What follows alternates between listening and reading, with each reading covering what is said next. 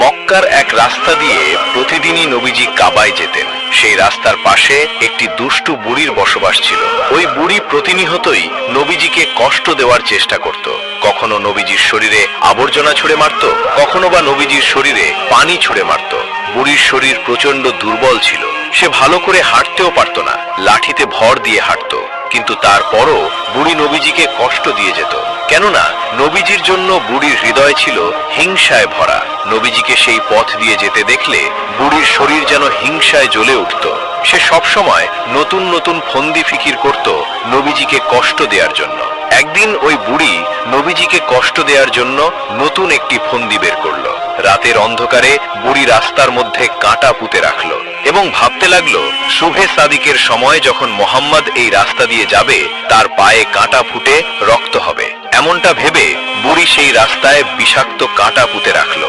ফজরের সময় যখন নবীজি সেই পথ দিয়ে কাবার দিকে আসতে লাগলেন, বিষাক্ত কাঁটার আঘাতে নবীজি প্রচন্ড ব্যথা পেলেন। নবীজির পায়ে 70টির মতো কাঁটা ফুটে গেল। নবীজির পবিত্র পা মুবারক রক্তে লাল হয়ে গেল। দূর থেকে সেই বুড়ি মহিলা নবীজির রক্তাক্ত পা দেখে হৃদয়ে যেন শান্তি খুঁজে পেল।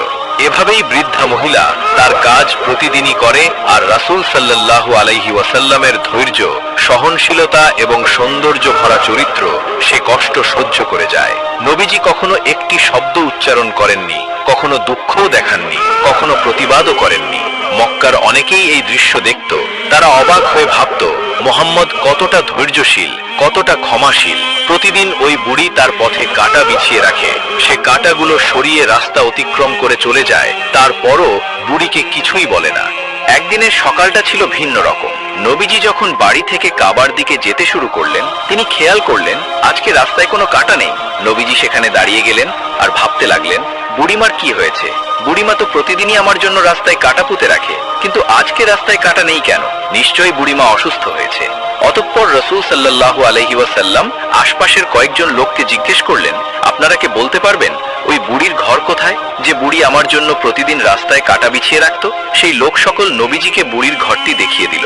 রাসূলুল্লাহ ঘরের দরজার সামনে গিয়ে ডাক দিলেন, হে বুড়িমা, তুমি কি ঘরে আছো?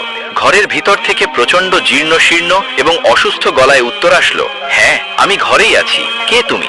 ঘরের ভিতরে আসো। রাসূল সাল্লাল্লাহু আলাইহি সাল্লাম ঘরের ভিতর প্রবেশ করলেন এবং তিনি তাকিয়ে দেখলেন বুড়ি জ্বরে প্রচন্ড অসুস্থ হয়ে বিছানায় শুয়ে আছে।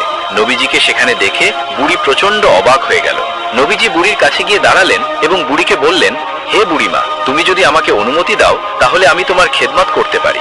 নবীজির মুখে এমন কথা শোনার পর বুড়ির মুখ দিয়ে কোনো কথা প্রিয় ভিউয়ার্স, হুজুর মুহাম্মদ সাল্লাল্লাহু আলাইহি সাল্লামকে যে কুটনি বুড়িটা রাস্তার মধ্যে কাঁটা দিয়ে রাখতেন, সেই বুড়ির বাড়ির ঘর হচ্ছে এই যে পাথরে আকৃত একটা ছোট্ট ঘর, পাশে বিশাল বড় দানবের আকৃতি একটা পাহাড়।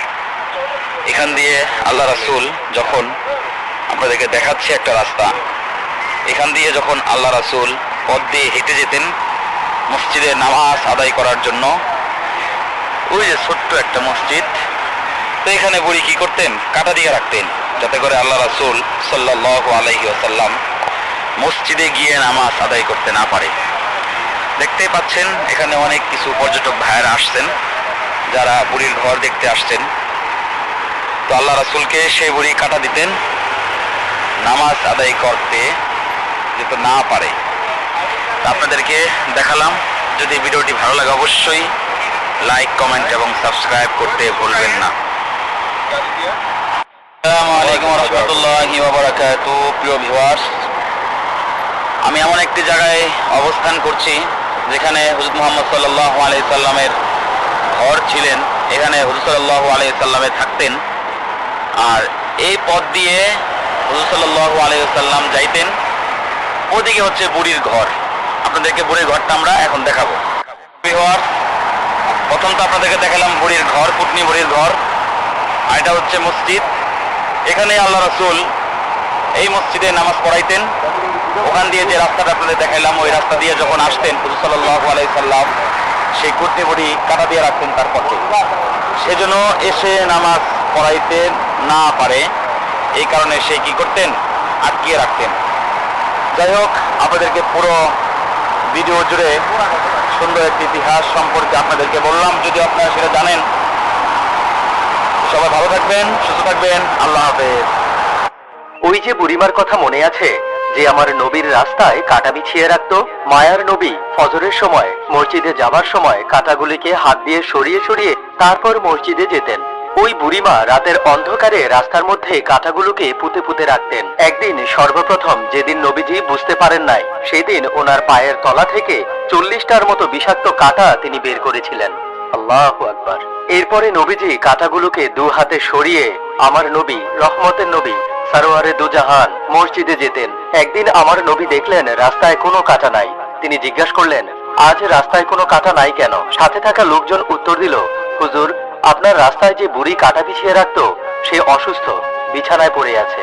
এই সেই বুড়ির বাড়ি যেখানে হাজিগণ হজ করতে গেলে এই বাড়িটি দেখতে যান। বুড়ির বাড়ি থেকে সামান্য পরিমাণ দূরে অবস্থিত এই সেই মসজিদ, যে মসজিদে নবীজি রাসূলুল্লাহ সাল্লাল্লাহু আলাইহি ওয়াসাল্লাম নামাজ পড়তেন। সুবহানাল্লাহ। বুড়ি প্রতিদিন নবীজির যাওয়ার পথে কাটা দিত। সেই বুড়ির বাড়ি এটি। এটি সেই বুড়ির বাড়ি। আল্লাহ পাকই জানে আসল সত্যিটা কি। আর এখানে যে পাথরটি দেখা যাচ্ছে, এটি নবীজিকে হত্যা করার উদ্দেশ্যে উপর থেকে ফেলে দিতে চেয়েছিল শত্রুরা, কিন্তু আল্লাহ পাকের নির্দেশে থেমে গেছে।